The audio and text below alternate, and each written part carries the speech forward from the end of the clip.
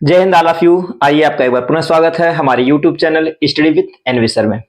आज हम लोग पढ़ने वाले हैं 12 का एक महत्वपूर्ण टॉपिक है जिसको हम लोग कहते हैं क्या, पोटेशियम डाइक्रोमेट। ठीक है, पोटेशियम डाइक्रोमेट जो सूत्र होता है K2Cr2O7 उसको हम लोग कहते हैं पोटेशियम डाइक्रोमेट। ये आपके डी ब्लॉक में एक सबसे महत्वपूर्ण यौगिक है जो ऑक्सीकारक के रूप में प्रयोग होता है। तो इसके निर्माण की जो विधि है वो कैसे बनाया जाता है इसके बारे में हम लोग बात करेंगे आज। ये पोटेशियम डाइक्रोमेट कैसे बनता है, ठीक है। तो पोटेशियम डाइक्रोमेट के बनाने के लिए हम लोग क्या लेते हैं, क्रोमाइट एस्क का प्रयोग करते हैं, जिसका जो सूत्र होता है वो होता है, क्रोमाइट एस्क का सूत्र होता है Fe, ठीक है, Fe है और Cr है 2 है और O4 होता नहीं। FeCr2O4 को हम लोग कहते हैं क्रोमाइट एस्क।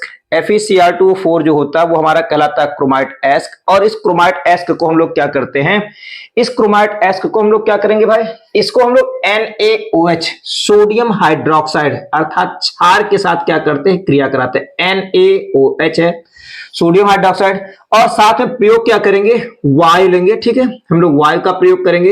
इस वायु की उपस्थिति में जब लोग सोडियम हाइड्रोक्साइड के साथ इसको उपचारित करते हैं, गर्म करते हैं, तो बनने वाला जो उत्पाद होता है वो बनता है सोडियम क्रोमेट बनता। नहीं, ध्यान देंगे आप, सोडियम क्रोमेट बनेगा। थोड़ा सा बैलेंस अप क्रिया देखेंगे।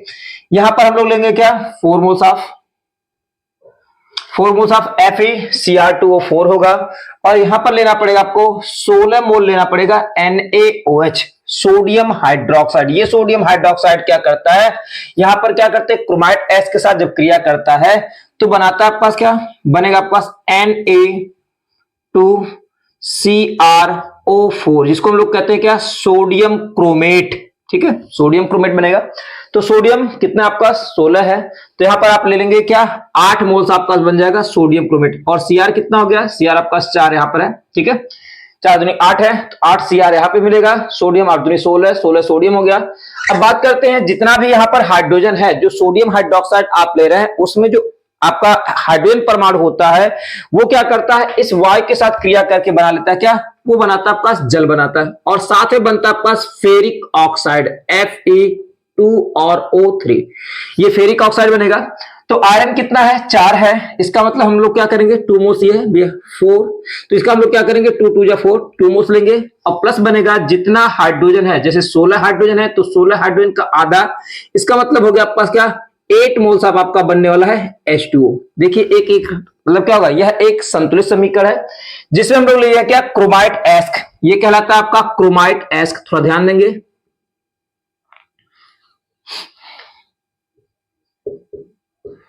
क्रोमाइट एस्क है ये।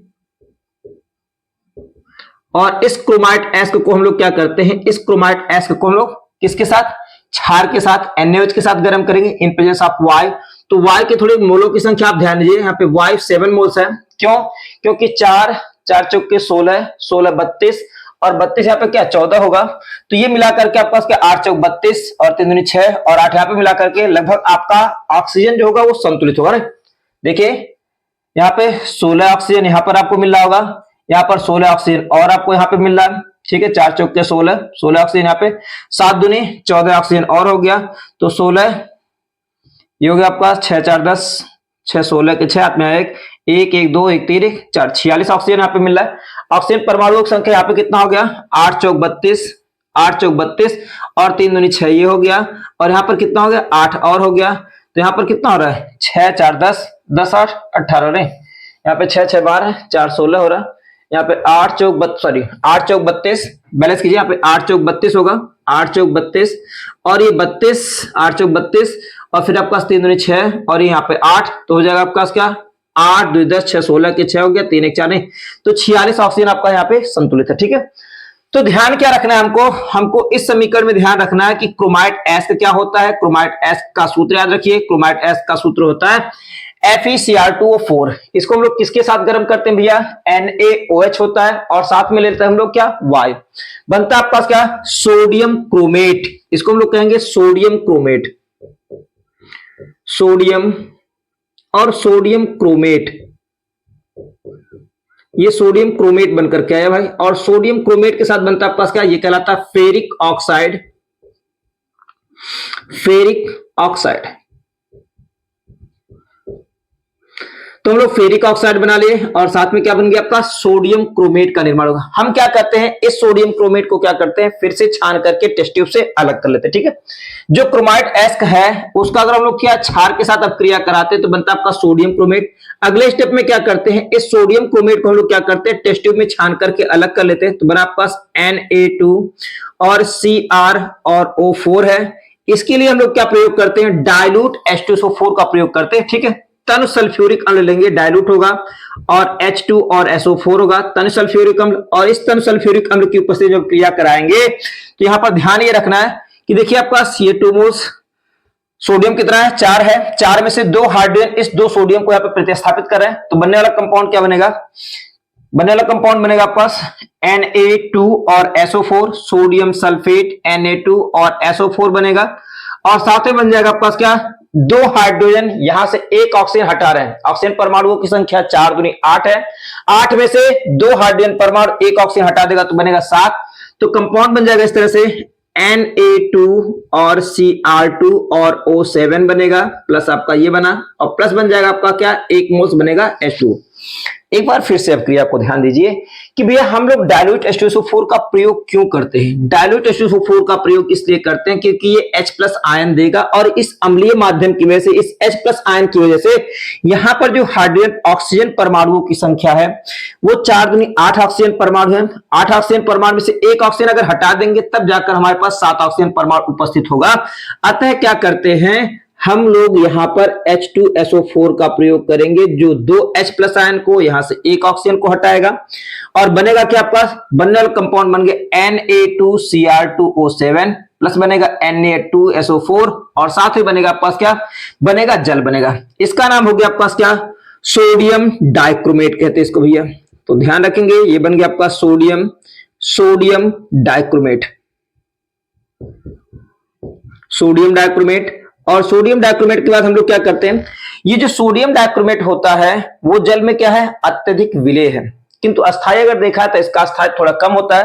तो हम लोग क्या करते हैं, इस सोडियम डाइक्रोमेट को क्या करते हैं, पुनः KCl के साथ उपचारित करते हैं, अर्थात Na2 और Cr2 और O7 जो है उसको हम लोग क्या करते हैं, 2 मोल्स ऑफ KCl, अर्थात दोनों Na को हटा देगा, KCl के साथ जब उपचारित करते हैं तो बनता है आपके पास क्या, K2Cr2O7, K2Cr2 और O7 बनेगा, प्लस निकल जाएगा आपका, प्लस निकलेगा 2 मोल्स ऑफ आपका NaCl।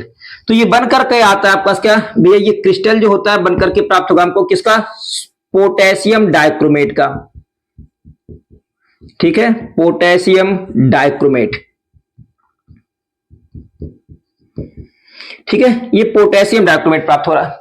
ध्यान ये रखेंगे हमारे पास क्या है, हम लोग ले रहे हैं क्या, एक बार फिर से क्रिया को पढ़ेंगे। एनसीईआरटी में आपका दिया गया है, डी ब्लॉक के अंतर्गत हम लोग को पढ़ना है क्या, क्रोमेट, या फिर क्या होगा आपके पास, कह सकते हैं पोटेशियम डाइक्रोमेट बनाने की विधि पढ़नी है। तो पोटेशियम डाइक्रोमेट अगर हम बनाना चाहते हैं तो हमारे पास एक प्रक्रिया जो है एनसीईआरटी में दी गई है, वो आपका ये है क्रोमाइट एस्क, और इस क्रोमाइट एस्क की प्रक्रिया हम लोग कराते हैं NaOH के साथ। यहाँ पर अनुपात दिया गया है 4:16 है, अर्थात क्या अगर हमारे पास क्या जो क्रोमाइट एस्क है उसके 4 अणु होंगे तो 16 अणु हमको लेना पड़ेगा NaOH, और इसके साथ जब क्रिया करेगा तो बनने वाला कंपाउंड बनेगा वो सोडियम क्रोमेट बनेगा, और सोडियम क्रोमेट के साथ बनेगा आपके पास क्या, फेरिक ऑक्साइड।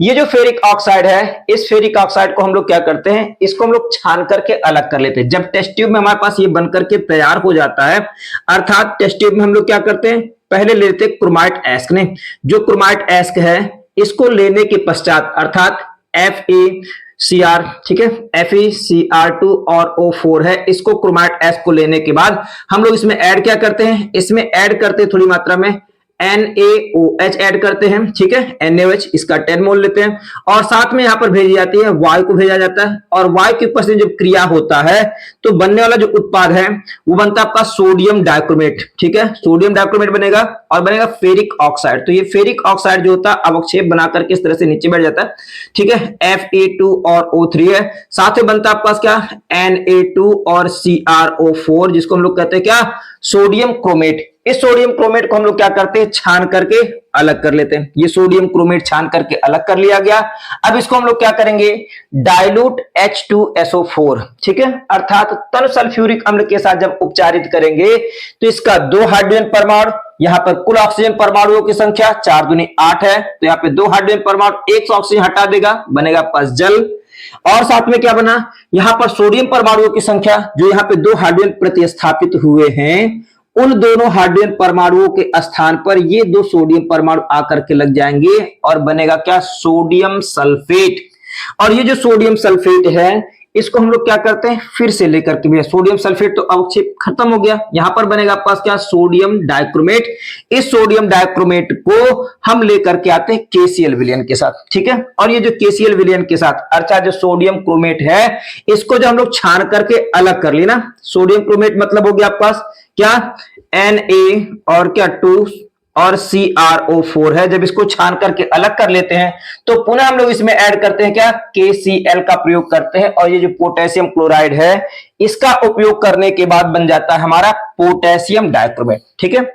तो पोटेशियम डाइक्रोमेट क्या है, एक प्रकार का आपका ऑक्सीकारक उत्पाद है, जो क्या करता है भैया, प्रबल ऑक्सीकारक के रूप में प्रयुक्त होता है, ठीक है।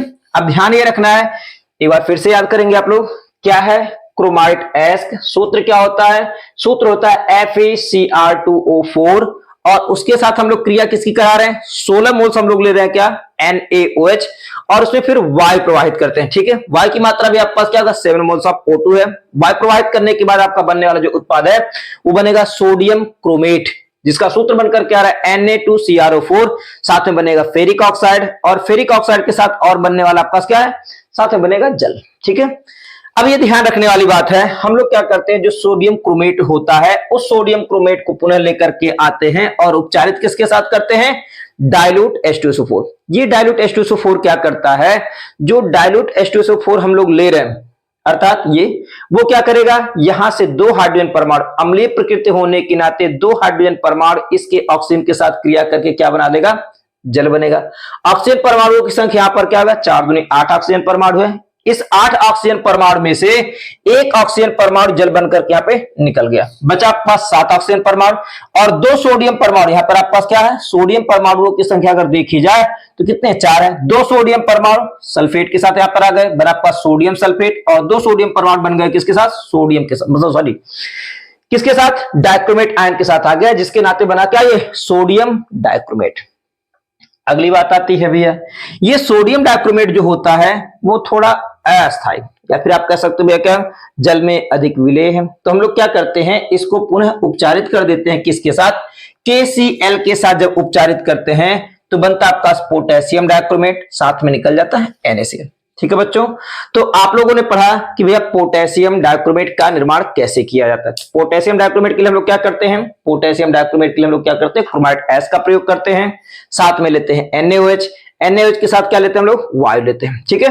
तो इस प्रकार से बनकर के आता है आपके पास क्या, सोडियम क्रोमेट, फेरिक ऑक्साइड, ठीक है। अब इसको हम लोग क्या करते हैं, फिर से HCl के साथ उपचारित, सॉरी H2SO4 के साथ उपचारित करके क्या बनाएंगे, सोडियम डाइक्रोमेट, और सोडियम डाइक्रोमेट का साथ बनेगा सोडियम सल्फेट, और साथ में बनेगा जल। इस प्रकार से सोडियम जो आपके पास क्या डाइक्रोमेट है, ठीक है, सोडियम डाइक्रोमेट को लेकर के हम लोग KCl के साथ उपचारित करेंगे और बनने वाला जो उत्पाद होगा वो बनेगा पोटेशियम डाइक्रोमेट।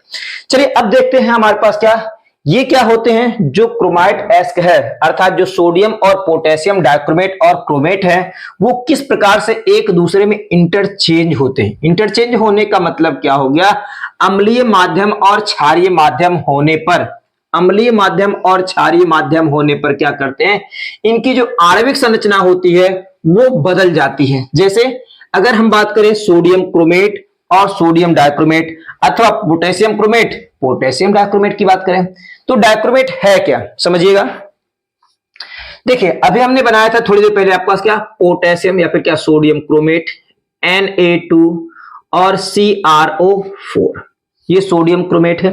सोडियम डाइक्रोमेट अगर हम लोग पढ़ेंगे तो बनने वाला कंपाउंड क्या होगा, Na2, ठीक है, Cr2 और O7 है, ये सोडियम डाइक्रोमेट। जब इसको आयनित करते हैं ना, आयनित करने पर बनेगा क्या, ये 2 मोल्स ऑफ सोडियम आयन निकल जाएगा, 2 moles of sodium, Na plus charge, और प्लस बनेगा आपके पास क्या, CrO4 2 माइनस चार्ज, ठीक है। ये बना आपके पास क्या, सोडियम क्रोमेट से बन गया आपके पास क्रोमेट। ध्यान देंगे भाई, ये हो गया क्रोमेट, और इस क्रोमेट के साथ साथ इसी प्रकार से अगर देखें तो ये क्या बनेगा भाई, ये भी आयनित हो गया। क्या है, 2 सोडियम परमाणु, तो 2 moles of Na plus charge और प्लस बनेगा क्या, बिल्कुल Cr2O7, Cr2 और O7 पर 2 माइनस चार्ज, जिसको हम लोग क्या कहते हैं, डाइक्रोमेट। ध्यान देंगे ये डाइक्रोमेट है, इसको हम लोग क्या कहेंगे भाई, इसको हम लोग कहेंगे डाइक्रोमेट। अब जब डाइक्रोमेट है तो इस डाइक्रोमेट को हम लोग फिर से क्या करते हैं, देखिए क्या होता है, अगर क्रोमेट की बात करें CrO4 है, माध्यम थोड़ा सा ले लें अम्लीय, H प्लस आयन है, H प्लस आयन, ठीक है, 2 माइनस चार्ज है। ये H प्लस आयन अम्लीय माध्यम में क्या होता है, ये अम्लीय माध्यम में बना लेता है इसके दो अणु, जो अम्लीय माध्यम का प्रयोग करते हैं तो ये क्रोमेट क्या करता है, डाइक्रोमेट में बदल जाता है, क्रोमेट। ठीक है, ध्यान देंगे ये क्या है, ये क्रोमेट है, और क्रोमेट जो होता है वो अम्लीय माध्यम पा करके क्या करता है, 2 moles of H plus ion, 2 H, एक ऑक्सीजन हटाएगा तो बनेगा आपके पास क्या, Cr2 और O7 पर आएगा 2 माइनस चार्ज और प्लस बनने वाला कंपाउंड बनेगा H2।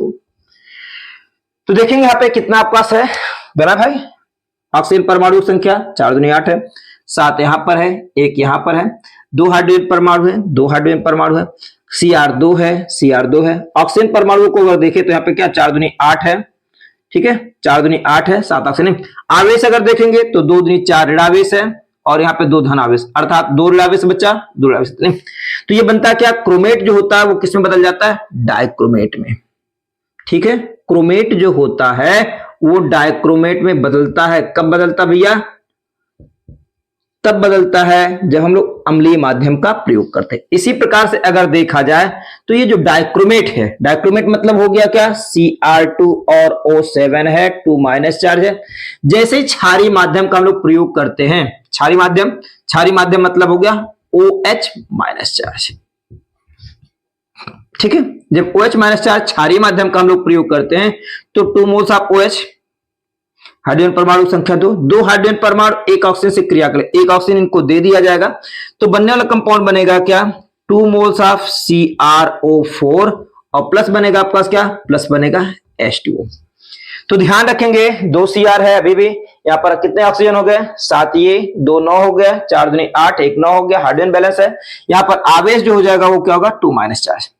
तो ध्यान ये रखना है बच्चों, किस प्रकार से आपका जो क्रोमेट है वो डाइक्रोमेट में, और जो डाइक्रोमेट है, ठीक है, डाइक्रोमेट नहीं, जो डाइक्रोमेट है वो डाइक्रोमेट किसमें भैया, क्रोमेट में इंटरचेंज होता है। ये क्रोमेट में कैसे बदलता है इसके बारे में आपको बताया जा रहा है। ठीक है, तो ये डाइक्रोमेट और किसमें बदल गया, क्रोमेट में, और क्रोमेट किसमें बदल गया, डाइक्रोमेट में। कैसे पता चला, अगर हम लोग क्रोमेट लेते हैं तो ये अम्लीय माध्यम में क्या करता है, डाइक्रोमेट में परिवर्तित हो जाता है, जबकि अगर हम लोग डाइक्रोमेट का प्रयोग करते हैं तो क्षारीय माध्यम में किसमें बनता है, क्रोमेट में बदल जाता है। बात आती है इसकी संरचना की। ठीक है, अब बात जब संरचना की आती है तो चलिए देखते हैं संरचना क्या होता है, ये क्रोमेट कैसे इंटरचेंज होते हैं इसके बारे में। मैं इसको हटा रहा हूं, थोड़ा ध्यान देंगे। क्रोमेट और डाइक्रोमेट की संरचना अगर देखिए तो किस प्रकार की है। नहीं, अगर संरचना के बारे में बात करें तो यहां पर दिया गया CrO4 है, ठीक है, CrO4 2 माइनस है, तो Cr क्रोमियम और उसके साथ ऑक्सीजन, फिर आपका ऑक्सीजन और हो गया, इसकी जो संरचना है आपके पास ऑक्सीजन और हो गया, एक ऑक्सीजन परमाणु और। संरचना जो होती है वो होती है चतुष्फलकी, आप लिख सकते हैं इस प्रकार से। यहां पर आवेश होगा 2 माइनस चार्ज, तो ये क्रोमेट आयन की आपका क्या है, संरचना है, 2 माइनस चार्ज, इसको हम लोग कहते हैं क्रोमेट। ठीक है, क्रोमेट। और डाइक्रोमेट में क्या है, 2 Cr और 7 ऑक्सीजन है, तो थोड़ा ध्यान रखेंगे यहाँ पे 2 Cr मतलब क्या, क्रोमियम के 2 परमाणु यहाँ पर उपस्थित है, तो Cr के 2 परमाणु हो जाएंगे, और ऑक्सीजन आपके पास 7 हैं जो कि विषम है, तो विषम के लिए क्या करना है, दोनों क्रोमियम को 3-3 ऑक्सीजन दे दिया जाएगा इस प्रकार से, ऑक्सीजन फिर ऑक्सीजन और एक ऑक्सीजन, और यहां भी इस प्रकार से क्या हो गया आपके पास, एक ऑक्सीजन, अगला ऑक्सीजन और है, ये ऑक्सीजन और है, और इन दोनों के बीच में एक ऑक्सीजन आप इस प्रकार से और लगा दीजिए। इस प्रकार से ये बनकर के आएगी आपकी जो संरचना होगी वो संरचना कहलाएगी आपके पास क्या, डाइक्रोमेट, 2 माइनस चार्ज, इसको हम लोग कहते हैं डाइक्रोमेट। तो बच्चों हम लोगों ने आज क्या सीखा, हम लोगों ने सीखा भैया पोटेशियम डाइक्रोमेट कैसे बनाया जाता है, और पोटेशियम डाइक्रोमेट बनाने में कौन कौन से चरणों का प्रयोग होता है। पोटेशियम डाइक्रोमेट बनाने के लिए हम लोग क्या करते हैं, क्रोमाइट एस का प्रयोग करते हैं। एक बार याद करेंगे हम लोग, क्रोमाइट एस क्या होता है भैया, Fe क्या होता है बता, FeCrO जो होता है आपके पास क्या, FeCr2O4 जो होता है वो कहलाता है FeCr2O4। FeCr2 और O4 जो होता है वो क्या कहलाता है पास, वो कहलाता है क्रोमाइट एस्क। और जो क्रोमाइट एस्क होता है उसको हम लोग क्या करते हैं भैया, उसको हम लोग NaOH और वायु के साथ जब गर्म करते हैं तो क्या बनता है आपके पास, बनने वाला कंपाउंड बनता है सोडियम क्रोमेट। ठीक है, सोडियम क्रोमेट। और सोडियम क्रोमेट को हम लोग क्या करते हैं, फिर से हम लोग सल्फ्यूरिक अम्ल के साथ जब उपचारित करते हैं तो बन जाता है सोडियम डाइक्रोमेट बन जाता है। और सोडियम डाइक्रोमेट को हम लोग पुनः क्या करते हैं, KCl के साथ उपचारित करके पोटेशियम डाइक्रोमेट का निर्माण कर लेते हैं। ठीक है, तो ये रहा आपका पोटेशियम डाइक्रोमेट बनाने की विधि और पोटेशियम डाइक्रोमेट में इसकी संरचना और किस प्रकार से क्रोमेट डाइक्रोमेट में और डाइक्रोमेट क्रोमेट में परिवर्तित होता है, इसके बारे में हम लोग यहाँ पे पढ़े।